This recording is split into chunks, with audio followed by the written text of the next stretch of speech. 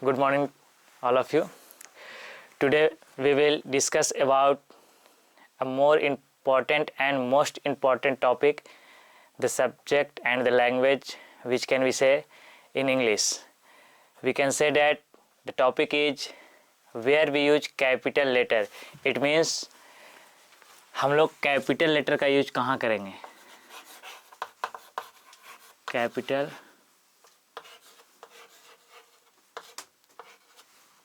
letters. We know there are two types of letter, a small letter and capital letter. We will learn from beginning. We can say that since childhood. लगभग हम लोग childhood बचपन से capital letter और small letter सीखते आ रहे हैं. But हम लोग अभी तक नहीं पता चल पाया है कि कैपिटल लेटर क्यों सीखे हैं और स्मॉल लेटर क्यों सीखे हैं. As we know that we use capital letter only 5 places, 1 2 3 4 and 5. Rest are small letter used. हम लोग केवल 5 जगह पे कैपिटल लेटर का यूज करते हैं, बाकी सब जगह पे स्मॉल लेटर का यूज करते हैं.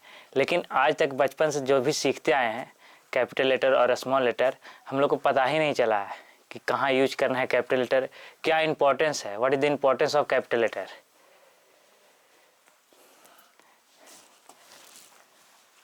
The first point is we use capital letter in the first letter of sentence. It means there is a sentence and the first letter of the sentence we use capital letter. कहने का sense है कि sentence का first letter always capitalise use करना है. कहने का मतलब first letter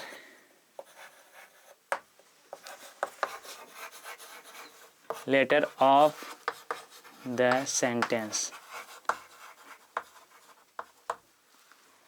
it means sentence का फर्स्ट लेटर हम लोग को हमेशा कैपिटल लिखना है. वो ये डिपेंड करता है कि सेंटेंस होना ज़रूरी है.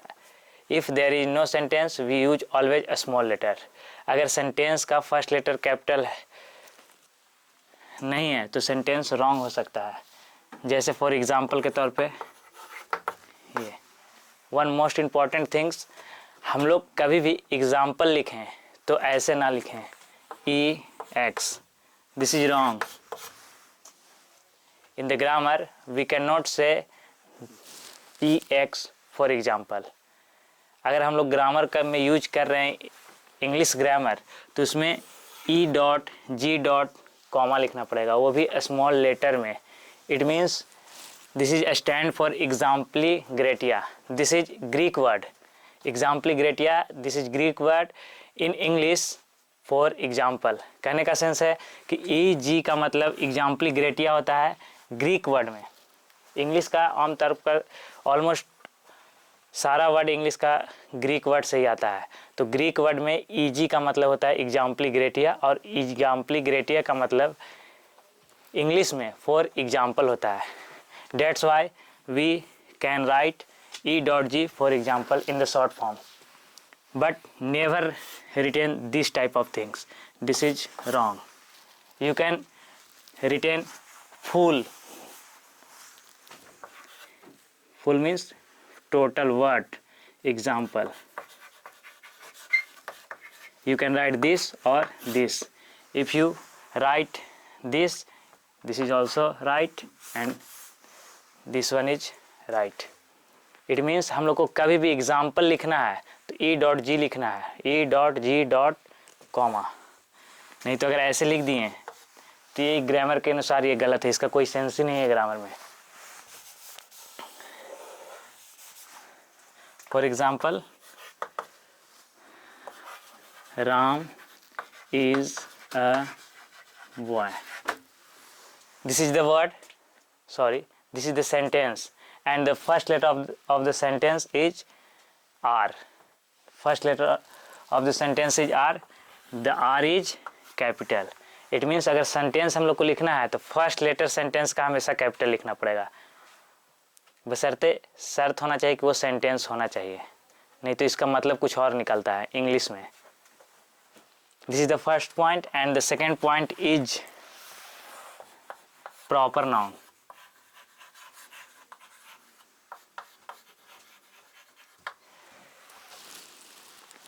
If there is a proper noun in the sentence, the proper noun is always capitalized in whether it is first letter of the sentence and the middle or the end. कहने का sense है कि proper noun कहीं भी दिखे तो हम लोग को सेंटेंस में फर्स्ट रहेगा लेटर सेंटेंस का, तो फर्स्ट वाला रूल फॉलो हो जाएगा। बीच में रहेगा तो भी प्रॉपर नाउन रहा तो कैपिटल लेटर, और लास्ट में भी रहेगा तो प्रॉपर नाउन रहेगा तो हमेशा फर्स्ट लेटर कैपिटल लिखना है। कहने का मतलब कुछ नहीं है, प्रॉपर नाउन आप लोग को समझ में आ रहा होगा, नाउन पढ़े होंगे। Noun is the name of any person, place, animal और thing.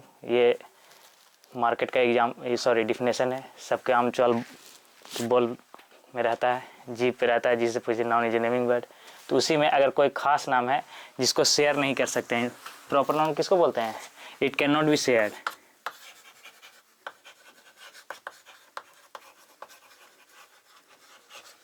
It means proper noun को हम लोग शेयर नहीं कर सकते हैं। If we can share it is common noun. The proper noun is always capitalised. For example, if you can retain for this RAM, this is Ram, this is the name of anyone, but you can retain as RAM, this is pronounced as Ram। इसको लोग हिंदी में sense में निकलता है। अगर आप कहीं पे ऐसे लिख दिए राम तो इट मीन्स ये किसी का नाम हो गया है, लेकिन अब कोई ऐसे लिख दे RAM, this is pronounce ram, इसका प्रोनाउंसिएशन रैम होता है, राम नहीं पढ़ते, इसका कुछ और अर्थ निकल जाता है। कहने का मतलब ये आप लोग भेड़ नाम सुने हैं? भेड़ जो सीप होता है उसी का कोई प्रजाति का है, उसी को ये बोलते हैं। आप लोग डिफरेंस समझ में आ रहा है कि छोटा सा आर केवल यूज करने से ये किसी का नाम था, ये किसी का क्या हो गया, ये कॉमन नाउन हो जाएगा तुरंत। बात समझ में आया? The third point is I. This is the letter I, and the third point is I always use in capital letter. अगर I का मतलब मैं है या फर्स्ट पर्सन को ये सब मतलब शो कर रहा है तो इसका मतलब हमेशा इसको कैसा लिखना है? कैपिटल लेटर में। बात समझ में आया? वेदर अब कहीं पे ये अगर फर्स्ट में आया, जैसे फॉर एग्जांपल के तौर पर IMAY, फर्स्ट लेटर है, कैपिटल होगा, ये तो फर्स्ट वाला रूल ही फॉलो कर जाएगा। लेकिन ऐसे भी लिख सकते हैं this is it is I who helped him। क्या लिखा हुआ है? ओ कट गया बोर्ड पे, कुछ नहीं, सेंटेंस था it is I who helped me, तो आई इट इज आई था, it is I who helped him. It means the sentence said that it is I, ये मैं ही हूँ जो तुम्हें मदद किया था। If you written as it is I is a small letter, this sentence is wrong. You have to retain this, it is I who helped him, because the rule number 3 said that whenever I retain I and I is a personal pronoun, we use I in capital letter। कहने का मतलब क्या है कि अगर I को अगर I लिखें और इसका मतलब मैं हो, पर्सनल प्रोनाउन में मैं हो, मतलब फर्स्ट पर्सन हो, फर्स्ट पर्सन का सिंगुलर नंबर वाला आई हो, तो इसका मतलब क्या है कि हम लोग को हमेशा वो कहीं आए, या फर्स्ट में आए या लास्ट में आए या मिडिल में आए, कहीं भी सेंटेंस का, तो इसको हमेशा हम लोग को क्या लिखना है? आई ही लिखना है, वो भी कैपिटल लेटर में। These are 3 points and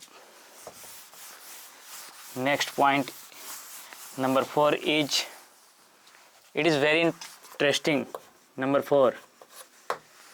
4 we can say that interjectional word का मतलब समझ में आता है? एक पार्ट्स ऑफ स्पीच पढ़िएगा तो उसमें एक इंटरजेक्शन टॉपिक आता है, नाउन प्रोनाउन वर्ब एडवर्ब, पढ़े ऐसा? Preposition, conjunction, interjection. तो इंटरजेक्शनल वर्ड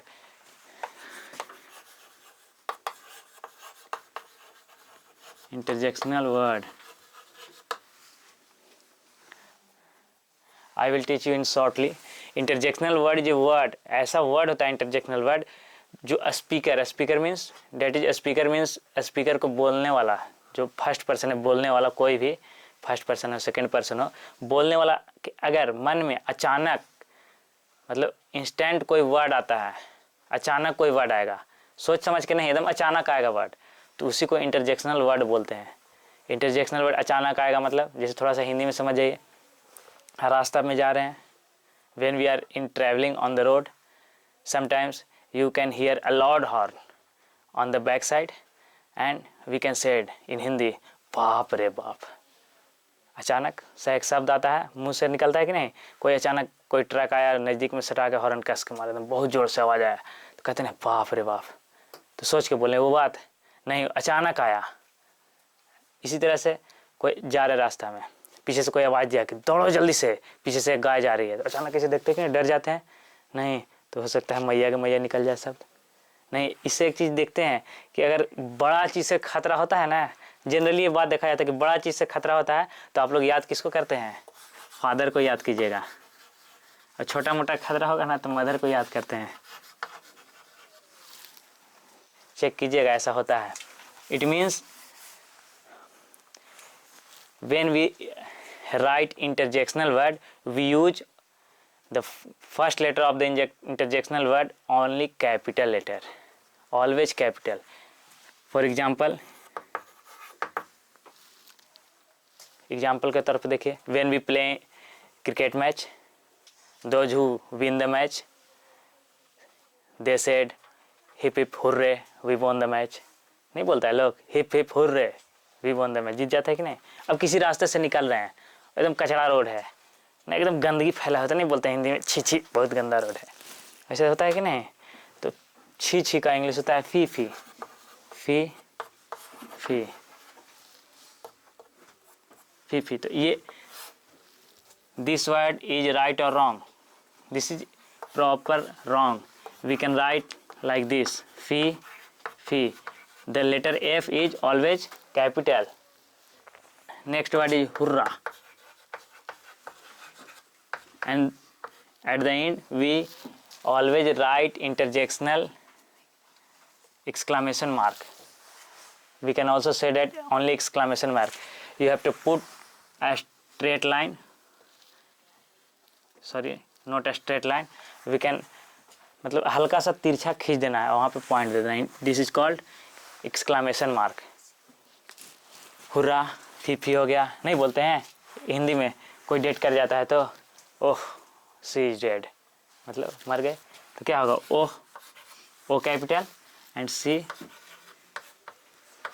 इज या was C was dead.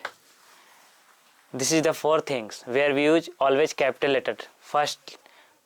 First point is when we use the first letter of the sentence we will use always capital letter, and the second point is proper noun. Proper noun is always capitalized, and third number I, when we use I as a personal pronoun we use always I is capital, and the fourth point is interjectional word. When we use interjectional word in the sentence we can always use interjectional word, first letter is always capitalized, and the last after the interjectional word we use क्या बोलते हैं इसको, exclamation mark। and the last thing which is very interesting topic, it's not point, it's topic, God। ये बहुत interesting है, अगर इसको समझ में आया तो हम लोग अच्छा से यूज कर पाइएगा लास्ट थिंग को, नहीं समझे तो नहीं समझ में आएगा। Think is God, what is the definition of God in English. हम लोग को इंग्लिश सब्जेक्ट जब पढ़ें तो गॉड का डिफिनेशन क्या है, ग्रामर के अनुसार क्या है, अगर पता रहेगा तभी लिख सकते हैं, नहीं तो गलत हो जाएगा। सिंपल से एग्जाम्पल के तौर पे समझिए कि जो हम लोग को बनाए उसको अगर गॉड वो वाला गॉड है ये डिफिनेशन इंग्लिश ग्रामर से है कि अगर जो गॉड हम लोग को बनाए हैं, जो दिखते नहीं है, केवल हम लोग उनको फील करते हैं, महसूस करते हैं, वो गॉड जब भी लिखेंगे तो first letter of the God, the word God in written, the first letter of God is G always capitalised. जब हम लोग केवल उनको महसूस करेंगे, लेकिन वैसे गॉड को लिख रहे हैं जो हम लोग बनाते हैं। जैसे फॉर एग्जांपल, जैसे हिंदू में हम लोग के हैं शंकर जी, गणेश जी, बजरंगबली, सरस्वती जी, ऐसा है ना। तो वैसे गॉड जिनको हम लोग बनाते हैं, हम लोग उसको देखते हैं, हम लोग उसका मतलब क्या उनका स्ट्रक्चर बनाते हैं, शेप बनाते हैं, जिनका कोई आकार होता है, उस गॉड के लिए हम लोग स्मॉल जी का यूज करेंगे, GOD। It means whenever you can see on the book or copy notebook, you can see this God, you have to think about the God when the God who is created us। इसका मतलब क्या है, जो हम लोग को बनाया है। But you can in the first sentence में नहीं पता चलेगा। अगर लिखें आई फील गॉड, मतलब हम लोग गॉड को महसूस करते हैं।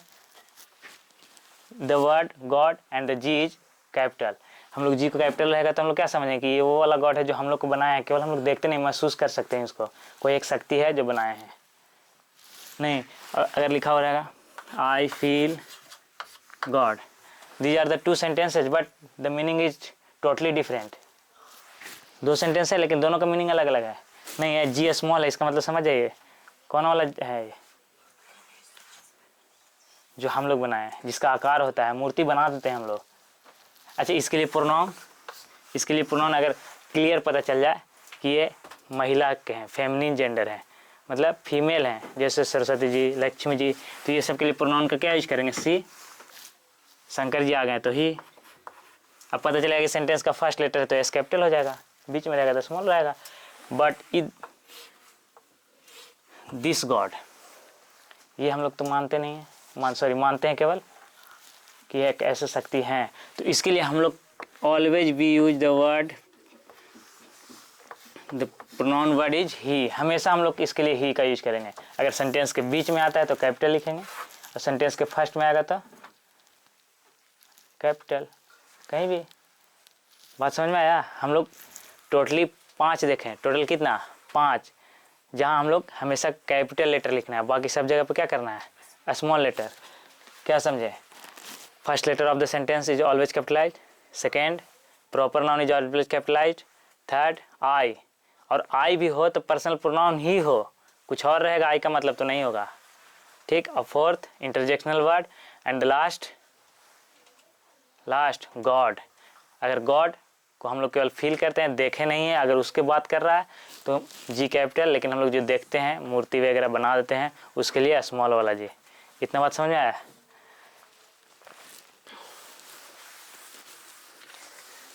और बाकी जगह स्मॉल लेटर। एक चीज़ और, कभी हम लोग टॉपिक का हेडिंग, ये बहुत लोग को मन में बात रहता है, when we use the topic and the heading and the important point like points.